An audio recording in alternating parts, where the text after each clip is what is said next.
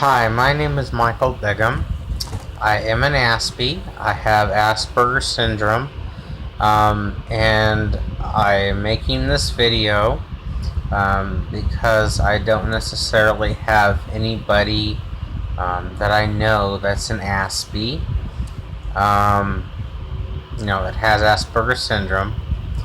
I find myself in a situation where my mother, who I live with at the time, really doesn't understand my condition. In some ways, she is the same as me, but at the same time, she's in a total situation where she is in denial of even taking responsibility for herself or her own symptoms. Um, my father might have actually had Asperger's syndrome himself. Of course, he attended to use alcohol and drugs as a way of coping with his symptoms. And I don't think, being that he was born in like the 1950s as well, or 60s, that he really got much help for his condition. My mom was born in 1953. My dad was a little bit younger than my mom. He was 23 or 29 when they got married, and I really didn't have much of support growing up as a child. I was looked at as a problem child and a person that needed to have prescription medications to control depression, to control so-called bipolar disorder, schizoaffective disorder, schizoaffective hyperactivity disorder, schizoaffective bipolar hyperactivity disorder.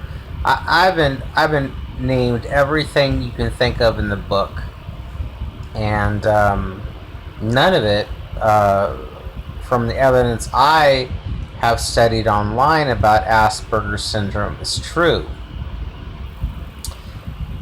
Everything that I've seen on Asperger's indicates me as having Asperger's syndrome, but in my life I really haven't had much support, and I'm looking for people that have Asperger's syndrome that are open to coming to terms with me about my life, and opening the doors of their hearts and minds to me, and let me into their lives so that I can get the support I desperately need.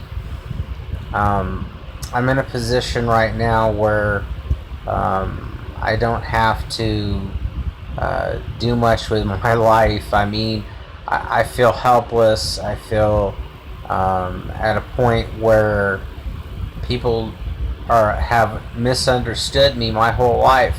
I've had to deal with misunderstandings my whole life. I've had to deal with people that really don't care what I think because they're more of a neurotypical way of thinking. Their thinking is.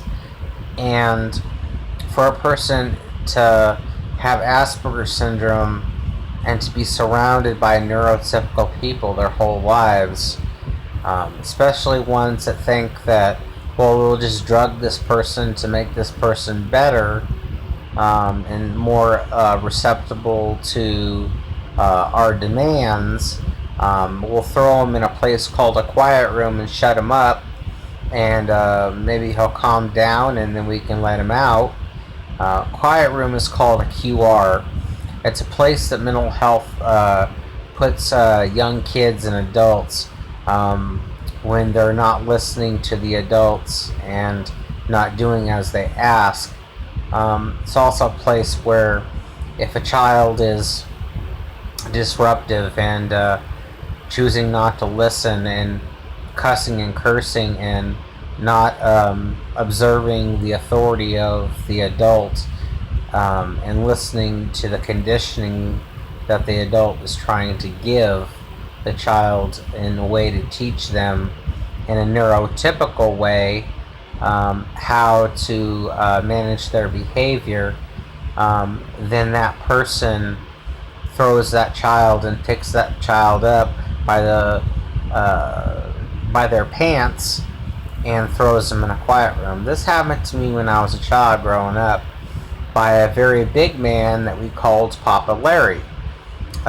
This young man, gentleman in his 40s at the time, in the 1980s, you probably would have seen on the news. He stopped a robber using the very techniques that mental health uses to control children by putting their arm behind their back. He stopped a burglar and a bank robber from robbing a bank. He was on the news back in the 1980s. You may have heard about it. Well, this same man threw me on the ground in the quiet room and broke my tooth. And right here, very edge of my tooth. You may not be able to see it in this video, but it is very present. And the thing about it is I've had so much bad influence in my life from neurotypical people that I hadn't grown up understanding my condition.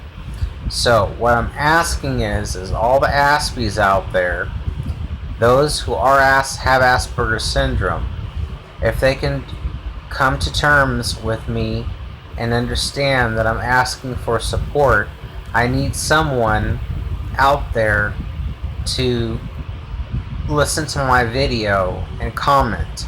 Maybe give me your phone number, I'll give you mine, and we will come together and talk and problem solve what areas that we as Aspies need to learn to manage our own behavior, because I get stressed out.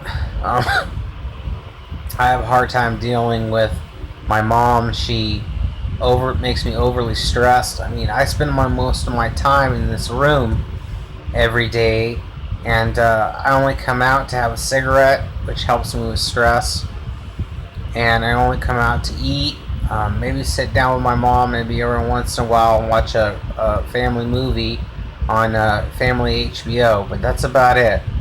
And sometimes I actually come out and I watch the CNN, the stuff about Trump and Clinton and the Republican and Democratic situation that's going on in our country.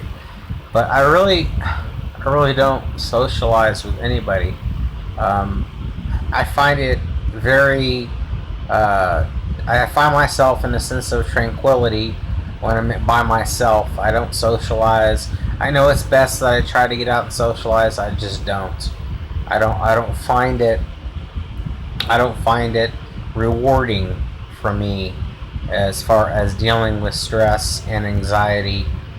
But if anybody's out there that hears me and will understand my concerns about myself, I want to try to get out and do something. I want to go places. I want to do things.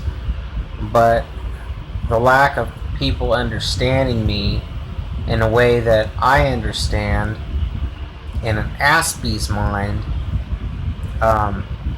it would help me to not be so nervous or worried or scared or frustrated, because I just don't like to socialize. I'm not a socialized type of person.